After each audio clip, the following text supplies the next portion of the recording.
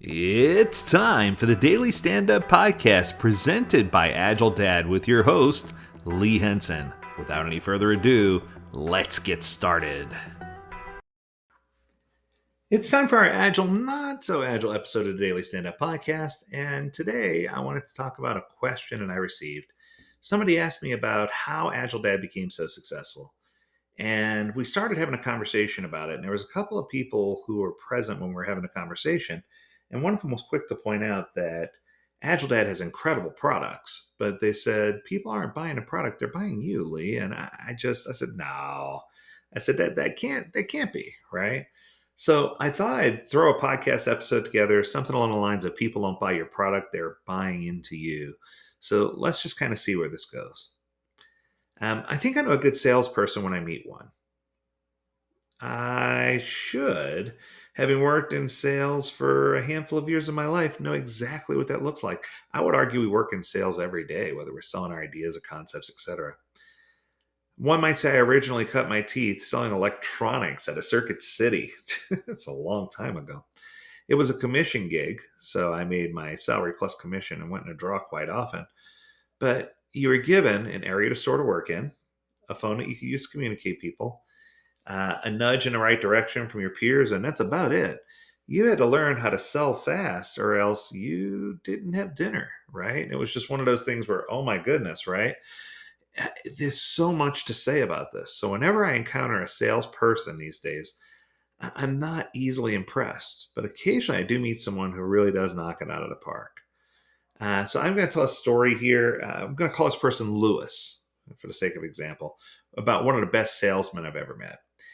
He was not your typical pumped up salesman. In fact, Lewis's approach was surprisingly laid back.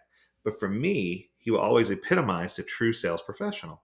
He was excellent at prospecting, laser focused, and above all, extremely persistent. Over the years, I've often used him as an example when teaching different techniques to other salespeople or sales teams who are trying to learn how to leverage better sales practices. The best way for me to tell a story is to share step by step exactly what unfolded from the day I first bumped into him. So we'll break it into a few parts. So part one is one that I like to call hook and drag, right? Or hook and capture.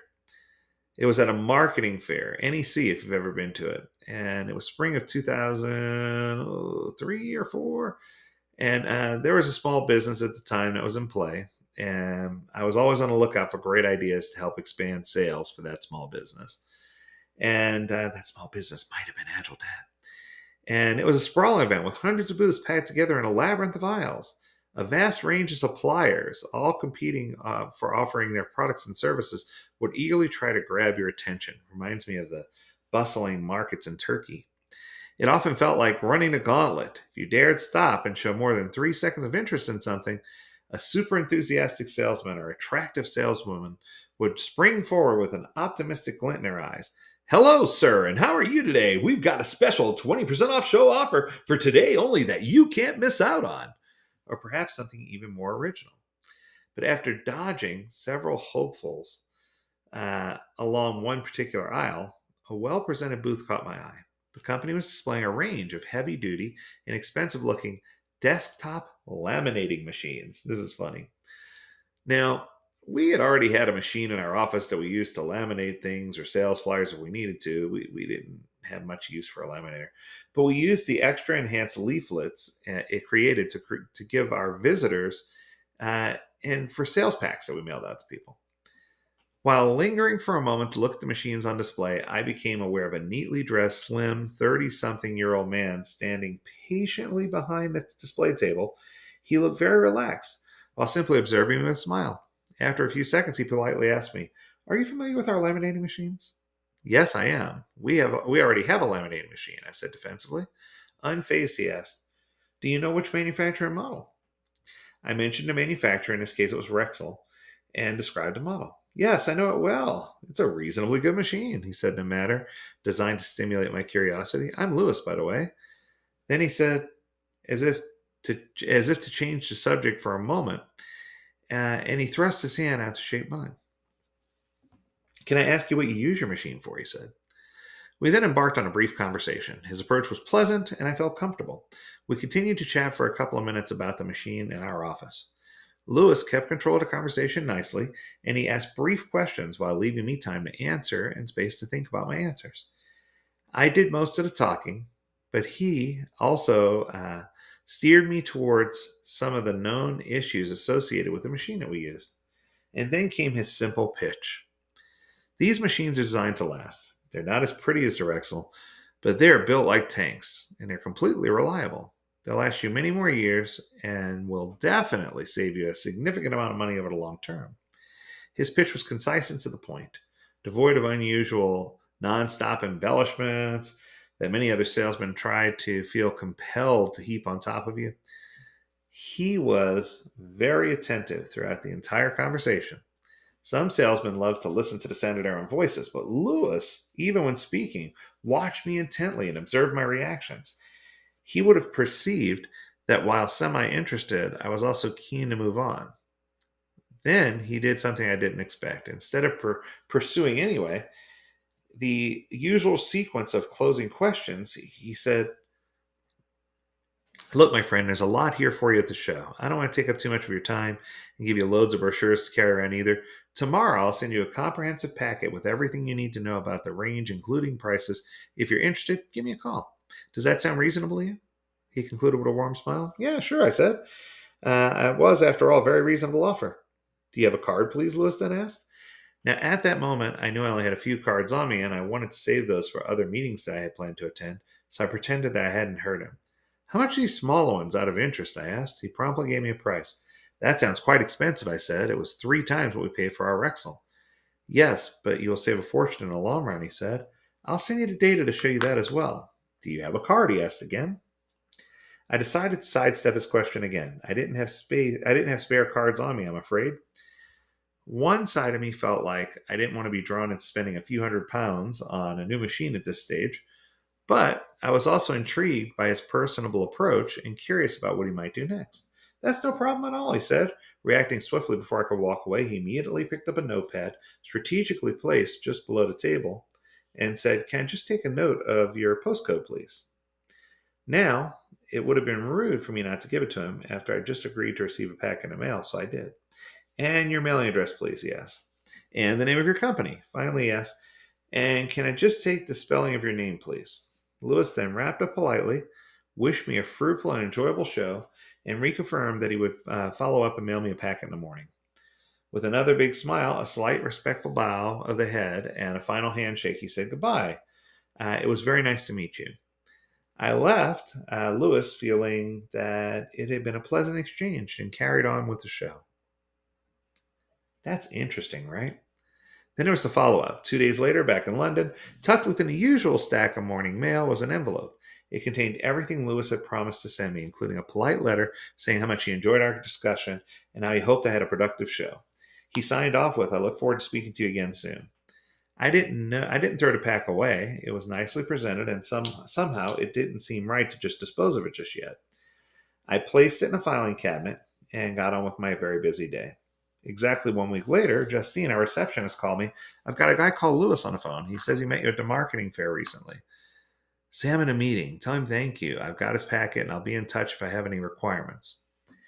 I could have spoken with him, and I did enjoy meeting him before, but I was very busy again that day. After another week went by, Justine called through once more. "It's that guy Lewis again, who called last week from the marketing fair. He said he got some very interesting news for you. Tell him I'm busy." "I already did," Justine replied. "He said if you're not free now, when's the best time for him to call again?" "Tell him next week after Wednesday. I will be traveling until then." Late the following week, my phone rang once more. It was Justine. "It's that Lewis guy again. He says if you're free, he's got something really interesting to tell you." I sighed, and I knew then it would be pointless to keep deferring him. He would obviously be persistent. "Okay, put him through, Justine."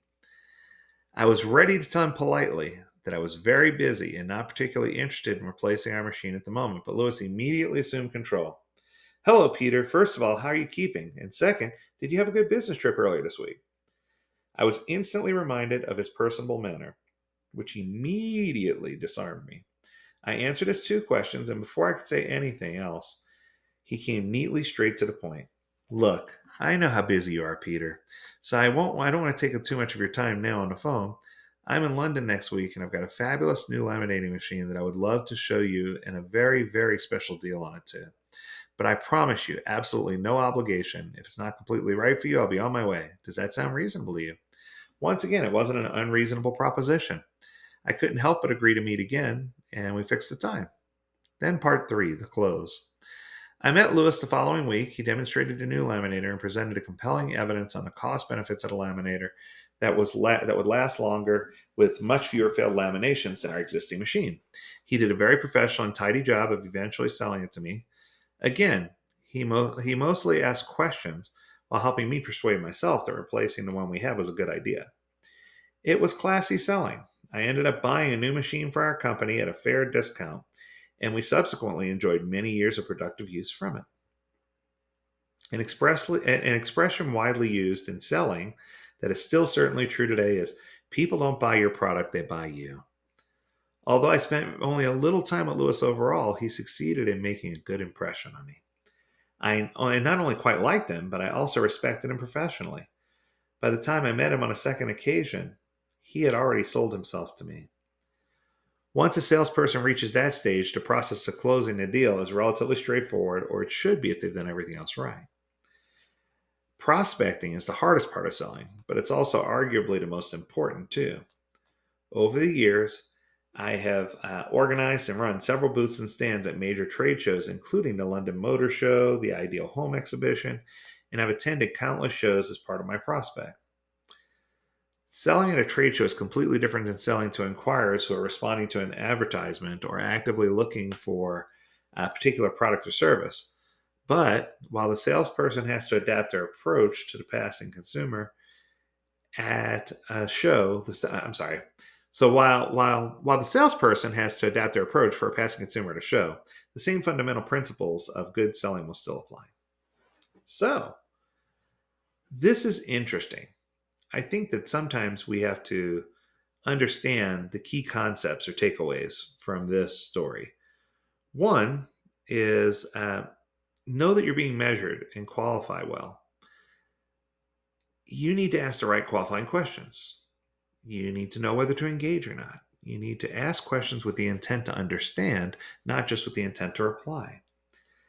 You need to ask yourself again, is this the time to close, or am I just trying to capture details I can follow up on later? You have to be empathetic and understand that you can walk a mile in someone else's shoes, but it has to be without bias. You have to understand who they are and make sure you understand why they might need your product or service. And you have to be a little bit persistent, not overbearing, but persistent. And then make your promises and stick to it. Keep to what you say, right? And of course, wrap up in a professional way and make sure that you make an appointment for follow up. These key things, if you're a salesperson, are pretty elementary. They're all part of the sales process, but you'd be surprised how many people don't think of these key things when you're dealing with stakeholders or dealing with teams or dealing with friends or dealing with church groups. These principles all hold the same. So I hope that you can understand a little more about how the mind ticks and how the psyche works. But the key is when you start thinking about people are buying you for your idea, not they're buying your product for you, not and for your ideas and the way you present it, not for the product itself. No matter how great your product is, it's not going to sell itself. You need someone to stand there and represent it. And whether the product is you or your ability to go on a vacation or spend time with your family, it's important for you to continually grow and improve and sell yourself in a way that makes it easy for you to get through to other people. And that's going to do it. I hope you enjoyed this episode. If you have a topic you want us to discuss, learn more at AgileDad.com. We'd love to hear from you. As always, we encourage you to stay healthy, stay well, and stay agile, my friends. Until next Monday, have a great weekend. Take care, everyone.